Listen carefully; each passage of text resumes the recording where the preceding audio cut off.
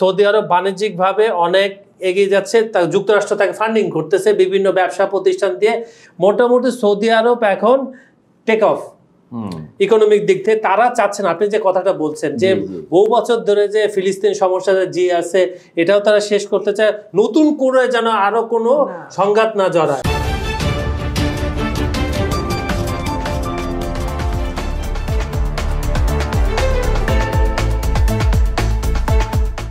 সুপ্রিয় দর্শক, বিশ্ব সংযোগে আপনাদের স্বাগতম। আপনাদের সঙ্গে রয়েছে আমি কাজল হায়দার, আর আমার সঙ্গে রয়েছেন আমি মোহাম্মদ দেলোয়ার হোসেন। ইদানিং হচ্ছে অবাধ তথ্য প্রবাহের একটা যুগ আছে। এখন মনে করেন যে তথ্যের প্রবাহকে সঠিকভাবে বইয়ে নিয়ে যাওয়াটা কিন্তু সহজ কাজ না। আমার মনে হয় দর্শক আপনারা বুঝতে পারতেছেন, সেটা হচ্ছে যে ইদানিং যেটা হয়েছে সেটা হচ্ছে যে সামাজিক যোগাযোগ মাধ্যম, ফেসবুক, এই সমস্ত জায়গায় কিছু দায়িত্ব জ্ঞানহীন খবর চোখে পড়ে, সোর্স খুব একটা থাকে না। তো অনেক সময় হয় কি, আমরা যে কথাগুলি এখানে বলি দেখা যাচ্ছে যে সেই কথার বাইরে এই তথ্যের একেবারে বিপরীতধর্মী কোনো কিছু হয়তো ফেসবুক পোস্টে বা এরকম কোনো জায়গায় অনেকে পেয়ে মনে করেন যে আমরা ভুল কথা বলতেছি। আমাদের মনে হয় যে সাধারণত আমরা যেই পদ্ধতিতে সংবাদের তথ্যগুলি আমরা ক্রস চেক করি, তাতে করে আমাদের ভুলের সম্ভাবনাটা অনেক জিরোতে চলে আসে। আমরা একটা সংবাদ পাওয়ার পরে সেটা বিবিসি কি বলতেছে, আল জাজিরা কি বলতেছে, সিএনএন কি বলতেছে, আমাদের দেশের মিডিয়াগুলি কোনটা কি বলতেছে, যারা দায়িত্বশীল মিডিয়া তারা কি বলতেছে, সেটা চেক করে তারপরে আমরা আপনাদের কাছে উপস্থাপন করি। এটা গেল একটা পয়েন্ট।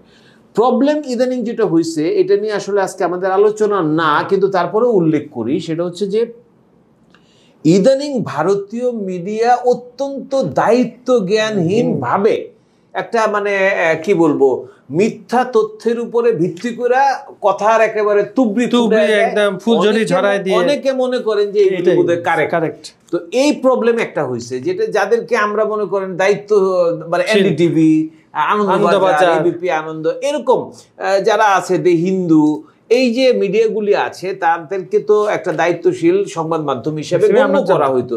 কিন্তু ভারতীয় মিডিয়াকে মোদি সাহেব এত বেশি মানে কি বলবো সম্মোহিত করে ফেলেছেন মোদি মিডিয়া। তবে এর মধ্যে কেউ কেউ সত্য কথা বলেন, তবে সেটা বেশি দু একজন ইউটিউবার আছেন যারা কথাটা সত্য জিনিসটাকে তুলে ধরেন। তো এই ভারতের কারণে ইদানিং অনেক তথ্য নিয়ে সমস্যা হচ্ছে, এমনকি ভারতের যারা অধিবাসী তারাও প্রথম দিকে বুঝতে পারেন না যে আসলে তাদের আবেগের থেকে অনেক কথা চলে আসতেছে। আজকে আমরা যে বিষয় দুটো নিয়ে আলোচনা করব, আপনি ওই দুটো বিষয়ের ভিতরে কিন্তু এই ভারতীয় মিডিয়ার প্রভাব নিয়েও কিছু কথা থাকবে। আমরা জানি ইরান এবং যুক্তরাষ্ট্রের যে পারমাণবিক আলোচনাটা, এটা 5টা দফা অলরেডি হয়ে গেছে ওমানের মধ্যস্থতায়, এবং শুরুর দিকে এটা ধারাবাহিকভাবে থাকলেও বলা হচ্ছিল, মিটিংটা এভাবে যাচ্ছিল যে মিটিংয়ের স্বার্থে বসা, মানে বৈঠকে ডাকছে আমিও যোগ দিলাম, কিন্তু পরবর্তী আলোচনাগুলো বিশেষ করে ট্রাম্পের আলোচনা যে একটা সিদ্ধান্ত আসতেছে, একটা ভালো সিদ্ধান্ত, সেইটা নিয়ে আলাপ। সেটা হয়েছে কি, আপনার এই প্রথম দেখলাম সৌদি আরব এখানে প্রবেশ করেছে। সৌদি আরব বলতেছে, এই নিউজটা আজকেই আসছে বিভিন্ন গণমাধ্যমে, বিদেশি গণমাধ্যমে বিশেষ করে, যে সৌদি আরব ইতিমধ্যে আপনার ইরানকে হুঁশিয়ারি উচ্চারণ করে দিয়ে বলছে যে পারমাণবিক চুক্তি যেটা ট্রাম্প বলছে সে অনুযায়ী আপনারা রাজি হন, নয়তো ইসরায়েল আপনাদের উপর হামলার জন্য প্রস্তুত।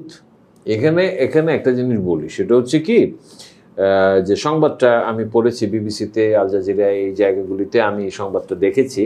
আমার কাছে যেটা মনে হয়েছে ভিতরের যে বিষয়টা, সেটা হচ্ছে যে এই যে আলোচনাটা শুরু হলো, ওমান সরাসরি সেখানে মধ্যস্থতাকারীর ভূমিকা নিল। কিন্তু সৌদি আরবের এখনকার স্টেপ দেখে মনে হচ্ছে যে তারা আসলে শুরু থেকে বিষয়টা জানতো। কারণ আপনি খেয়াল করেন, এখানে ইরানে কিন্তু শেষ পর্যন্ত যখন দেখা গেল, আমরা কিন্তু বারবার একটা কথা বলতেছিলাম, সেটা হচ্ছে এই যে পরমাণু সংক্রান্ত আলোচনা, ইরানের যা মনোভঙ্গি, ইরানকে আমরা যেভাবে চিনি, এটা কি কোনো রেজাল্ট বই আনবে, এটা নিয়ে কিন্তু আমাদের সন্দেহ ছিল। কিন্তু এখন দেখা যাচ্ছে যে রেজাল্ট একটা পেতেই হবে।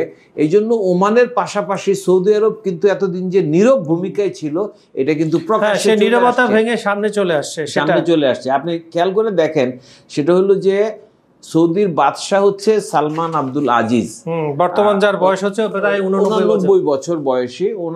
ওনার ছেলে যে এখন যে প্রিন্স, ভবিষ্যৎ বাদশাহ যিনি হবেন, উনি এখন সর্বোচ্চ ক্ষমতার যে সালমান। তো সালমান না, এখানে ওই যে প্রতিরক্ষা মন্ত্রী উনি হচ্ছেন খালিদ বিন সালমান, উনিও আরেকটা ছেলে, মানে এই প্রিন্স সালমানের ছোট ভাই। উনি তেহরানে গেছেন, তেহরানে গিয়ে ইরানি কর্মকর্তাদের সাথে বৈঠক করছেন। বৈঠক করে উনি স্পষ্ট বলে দিয়েছেন ট্রাম্প যেভাবে চাচ্ছে সেইভাবেই চুক্তিটা করতে হবে, এবং যদি তোমরা না করো তাহলে সেক্ষেত্রে ইসরায়েলের সাথে যুদ্ধটা অবশ্যম্ভাবী, তোমরা প্রস্তুত হও। এবং যেটা বিষয়টা হচ্ছে সেটা হলো মধ্যপ্রাচ্যের এই দেশগুলি, মানে সৌদি আরবের ভূমিকা নিয়ে আমরা অনেক সময় কিছু সমালোচনাও করি, কিন্তু সত্যিকার অর্থে সৌদি আরব যে টেনশনটা আছে সেটা হলো যে গাজাতে যে পরিস্থিতিটা তৈরি হয়েছে, আরব বিশ্বের মধ্যে কোনো রকম অস্থিতিশীলতা সৌদি আরব চাচ্ছে না, ওমানও চাচ্ছে না। এই কারণে বলতেছে যে ট্রাম্প, মানে কথাবার্তাগুলি এইভাবে আসছে যে ট্রাম্প যেভাবে চাইতেছে সেইভাবে মেনে নাও। কথাটা আসলে যেটা প্রকাশ্যে আসে নাই, বাইরে পাগল রেখা পাইল না, ও কিন্তু যেটা বলছে ওটাই করো। এবং আপনি দেখেন নেতানিয়াহু কিন্তু ওয়াশিংটনে গেছিল, ওইখানে কিন্তু সে অনুমতি চাইছে ইরান আক্রমণ করার। তখন তারে থামানো হয়েছে এই কথা বইলা যে ঠিক আছে, দেখতেছি ইরানের সাথে আলোচনাটা। এই যে আসলে এতদিনে বোঝা গেল যে ইরানের সাথে পারমাণবিক কর্মসূচি নিয়ে আসলে কেন এত আচ্ছা, এখানে আবার ইন্টারেস্টিং একটা হচ্ছে ইরানের যে পররাষ্ট্রমন্ত্রীর মুখপাত্র ইসলাম বাঘিরি, উনি আবার রয়টারের যে প্রতিবেদনটা ছাপানো হয়েছে তিনি সম্পূর্ণ অস্বীকার করেছেন সৌদি আরব কর্তৃপক্ষ মন্তব্যের অনুরোধ সাড়া দেয়নি। তার মানে ঘটনা একটা ঘটছে। হ্যাঁ, না, এটা তো তাদেরকে বলা হয়েছে। এবং ওই যে আমরা যেটা বললাম না, যে ইরানের তো এক ধরনের স্ট্যান্ড থাকে, তারা তো আসলে এটাতে মানে রাজি করানোটা আসলে কঠিন একটা কাজ। ট্রাম্পও মনে করেন যে ধরে বসে রয়েছে যে তোমরা এটা করবা, নাইলে কিন্তু এখানে একটা ইন্টারেস্টিং, আপনার বৈরুতের যে কার্নেগি মিডল ইস্ট সেন্টারে ইরান বিশেষজ্ঞ মোহাম্মদ হাজ আলী, উনি আবার রয়টার্সকে বলেন তেহরানের দুর্বলতা সৌদি আরবকে তাদের কূটনৈতিক প্রভাব খাটিয়ে আঞ্চলিক সংঘাত এড়ানোর সুযোগ দিয়েছে। উনি তেহরানকে দোষারোপ করছে যে আপনাদের কূটনীতি দুর্বল ছিল বলে এখানে থার্ড কান্ট্রি সৌদি আরব প্রবেশ করছে। তিনি আরও বলেন তারা যুদ্ধে এড়াতে চায়, কারণ যুদ্ধ এবং ইরানের সঙ্গে সংঘাত তাদের উপর এবং তাদের অর্থনৈতিক ভীষণ ও আকাঙ্ক্ষার উপর নেতিবাচক প্রভাব ফেলবে। আপনি জানেন সৌদি আরব বাণিজ্যিকভাবে অনেক এগিয়ে যাচ্ছে, যুক্তরাষ্ট্র তাকে ফান্ডিং করতেছে বিভিন্ন ব্যবসা প্রতিষ্ঠান দিয়ে। মোটামুটি সৌদি আরব এখন টেক অফ ইকোনমিক দিক থেকে। তারা চাচ্ছেন, আপনি যে কথাটা বলছেন যে বহু বছর ধরে যে ফিলিস্তিন সমস্যা যে আছে এটাও তারা শেষ করতে চায়, নতুন করে যেন আরো কোনো সংঘাত না জড়ায়। সৌদি আরব কিন্তু একটা জিনিস হচ্ছে কি, সৌদি আরব কেন আমরাও জিনিসটা বুঝি, জানা ইরানের এক যুদ্ধ হলো। এখন মনে করেন যে কোনো যুদ্ধই আসলে ওই অঞ্চলের, মানে অনেক দেশই হয়তো সরাসরি যুদ্ধের সাথে যুক্ত না, কিন্তু দেখা যাচ্ছে ওই অঞ্চলে একটা প্রভাব ফেলে। সৌদি আরব চাচ্ছে না যে এখানে আবার নতুন করে একটা যুদ্ধের সম্ভাবনা তৈরি হোক, এবং এই কারণে কিন্তু তার অ্যাক্টিভনেসের এই জায়গাটা আসছে।